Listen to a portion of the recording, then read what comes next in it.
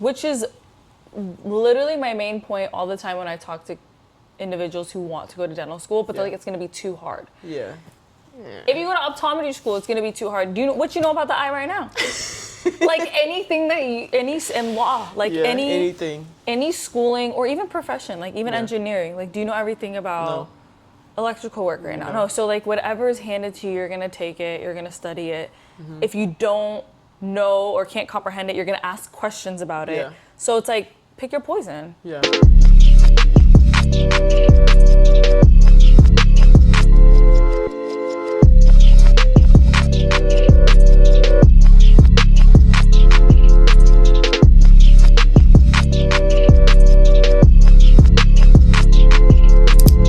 What we thought dentistry would be. I have no idea. I had a mentor. So I had kind of got a glimpse of it because I would shadow her a lot. What I knew it would do for me was provide me financial stability and like the ability to like do what I want and like travel, because like that's what she was doing. Like she was just traveling and like having a good time. And I remember the first time I think I went to shadow her. It's funny because I drive a Lexus now, but like she had a Lexus and she just treated me like a real assistant, because I was like her DA that day, and she was like, oh, let's go to Target, you drive. And I was like, okay. So I was like 19 driving this, you know, it's like, okay. And then we was like, oh, we're going to Target in the middle of the day. Even till this day when I do it, when I'm on a day off, I'm like, I'm not supposed to be here. I should be in school.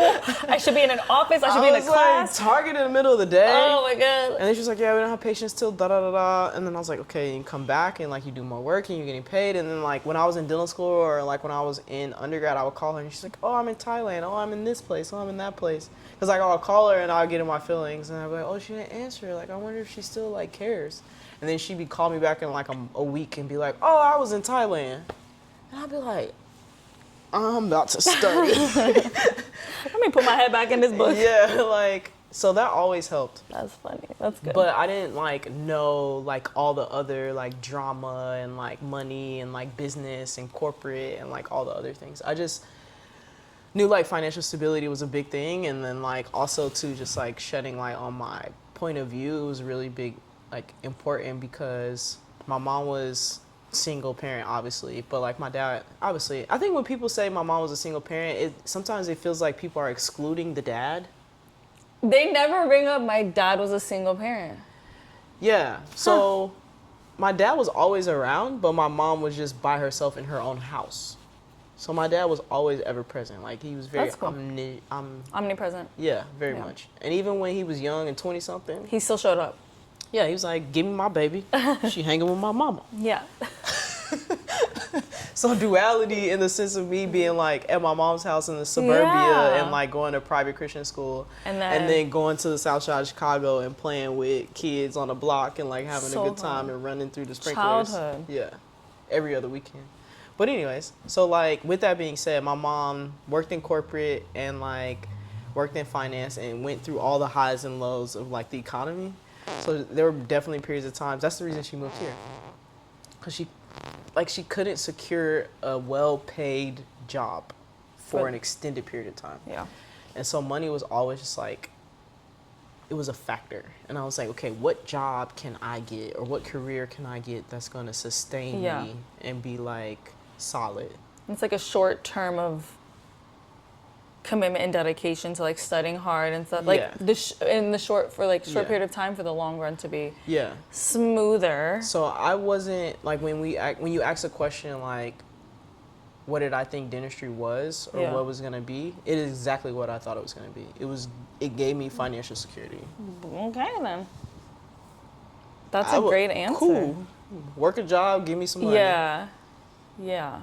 Like all this other like moody, like, I didn't know nothing about that. I just knew that you needed to go to school, learn what they give you in the textbook, so you can dish it out and make you have a life that. Which is literally my main point all the time when I talk to individuals who want to go to dental school, but they're like, it's going to be too hard. Yeah. If you go to optometry school, it's gonna be too hard. Do you know what you know about the eye right now? Like anything that in law, like anything, any schooling or even profession, like even engineering. Like, do you know everything about electrical work right now? No. So like whatever is handed to you, you're gonna take it. You're gonna study it. If you don't know or can't comprehend it, you're gonna ask questions about it. So it's like pick your poison. Yeah. And it's only a short period of time. For sure. And like you said, then, and also who's to say, and then there's a reason for continuing education requirements, even when you're a professional. Yeah. Because you're always going to be learning. Like there's always going to be a time down the road where you're like, especially being a doctor and like providing a service, you want to be present with your and career. up to date. Yeah. So what's the question? Is this like? Is this what you thought dentistry would be? Yeah. Cause you went all the way in. Exactly. So I think like maybe it's the Sagittarius in me that's like hella curious, because I was like, it all started with me wanting to do medicine and wanting to be like dishing out immediate results. Like I wanted to like there's an issue that comes to me, I can do. Yeah. And like, oh, you're better, great. Or like better than you came in, Instant whatever. gratification. Dentistry, but using my knowledge too. Yeah. I mean, if you think about it too, it's like that's how physics was. They gave you an equation. You had to like use your tools and your derivatives, and like I love those classes. I'm like, all right, I gotta figure this out. Okay. So same idea. Did your parents play a role in this? No. So my whole personal statement was how dentistry was the one profession I did not want to do because my parents did it. Yeah. And I was like, you never led with that. So when you told me both of them did, I was so surprised. Yeah, so my whole so I didn't decide I want to be a dentist until I was 21. And then my whole personal statement was about your near point. That's what I said to you earlier. It's like when you're so close to something. Remind me of that again. So you're near so point close to something that you can't see it in perspective. It's like the weeds from the trees. It's like, oh my gosh, my parents are dentists. Like, it's expected of me. I'm not even gonna look into this to even see if I like it. Right. I'm gonna look at everything and everybody else and decide from there. And then when same. So it's like yeah. And then that was my personal statement, which I think was pretty dope, because it's like, listen, I'm guilty. Let me tell you. Like I tried to avoid I'm applying because I for sure know I want to. I tried not to apply to this. But this is the family business, and I was trying to do everything. And it's crazy because like I don't know what else I would do. I actually have no idea what else I would do and be happy every single day. But that comes with like a massive caveat, because it took me 6 years in my business to find what I actually like to do. 6 years. Like I'm doing surgery now all the time, GA. Yeah. I never thought that I could do what I do now in dentistry, because I don't. Got out. Yeah, even in dental school.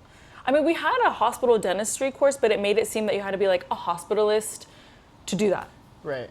You know? And then I don't know if there's another specialty besides like OS. Where you just work in the GA. Yeah. Like you have the option to just be all GA. Even though we do have a lot of general dentists who help us out and like do the peds cases, which I love. Yeah. I guess I just like didn't know. And for me, kind of like I just want to be good at one thing. Like I'm cool. Yeah. I'm chilling. I'm cool with the baby teeth. Yeah. No, I agree. But dentistry, I never thought. You never thought that I could be in the OR all day. But then on the flip side. So you made it to what dentistry provided a portal for you to get to where you wanted to be. Yeah. Wait, I did go down a massive tangent. Okay, so yeah, because you said you went all the way in, and I guess what I meant to say was, like every point along the way of dentistry, I got more and more curious. I got more and more curious about what else I could do or what else the profession has to offer. Right. And I always found a door to walk through. Yeah. And so then I'm like, what else? Yeah, like you just kept going. Yeah. And then that's what maybe prompted you to go back for your MPH. Yeah, because then like I was like, oh, let me practice. Yeah. And then they're like, you can't do this to your patient. I'm like, why? What? Yeah. I said, who's making these decisions? Yeah. I'm like, are you a dentist? Advocacy. And then advocacy came in. Or like, oh, like, I'm gonna come and talk to you about what I do on an everyday basis because you're a politician. You think you know what you're doing, but you don't know how it's impacting us on the ground. Right. And that irks me. Yeah. Like, that's like some justice piece that I'm like, Yeah. let me tell you. Let me actually tell you how this translates and what this comes Mm-hmm. into and how this inhibits or creates health disparities. 100%. Because most of the time it creates stuff, Not good stuff. you know, like food deserts Yeah. in Chicago on the south side. There's literally like no, got chills. There's literally like very few grocery stores in our communities on the south side. And so I always thought about it like super chills, must be, keep saying it. Yeah. So when we used to get out of school, we used to just go to the corner store and get like Flamin' Hot chips with cheese, like all the candy, da da da da. But there's really like, all the corner stores don't have any like fruit or vegetables or like anything like that. So basically what happens is people are just eating like all the food that's in the middle of the grocery store, which has so much bad stuff in it. Yeah, and so that's why people in the hood are unhealthy. It keeps just going. And I was always like, I want to make a juice bar. If y'all don't and put it in the Lelia hood. makes a bomb juice. And I was like, I want to put it in the hood. And I want it to be in the hood because like, Nutrients, health. and I was like, I want it to taste good because everybody's just like drinking Snapple or Ocean Spray or like whatever. Sugar and preservatives. Right. Poisoning their bodies. Right. And like, as you know, as peds, my little stint in peds is like the kids, they come in and all they drink is juice and it's killing their teeth. And I was just like, But anyways, that was a little tangent. But yeah, like it literally creates health disparities. Yeah. And Like, who's making these decisions? And then I personally, I know this is like a side note, but I don't think that people are doing things intentionally when it comes to policy. I just think they're so ignorant to it, and then they stand on their ignorance. Yeah. Because it's just their idea, and it's like their ego, and That- it's my idea, and I want it to go through. But you're like, whoa, whoa, whoa, I'm not trying to insult you or your intelligence or like whatever it is. I just need you to understand that there's another perspective and you need to include that in what you're doing, because if you go through with that, then all these other things are going to happen. Yeah.